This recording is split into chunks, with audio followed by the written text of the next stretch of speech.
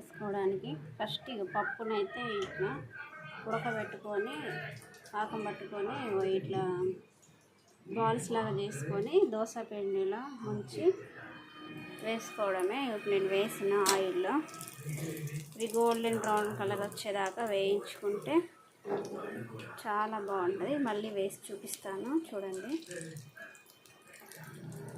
మంచి రంగు వచ్చే వరకు ఫ్రై చేసుకుంటే చాలా బాగుంటుంది. వేసుకోవడము చూడండి.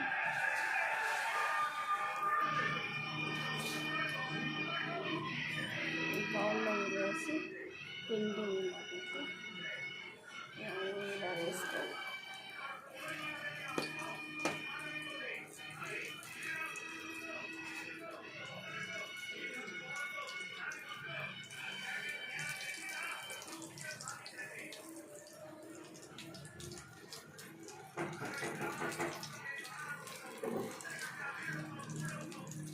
ఫ్రై అయినాక ఇలా తీసుకోండి. ఈ వీడియో కనుక నచ్చితే లైక్ చేయండి, సబ్స్క్రైబ్ చేయండి.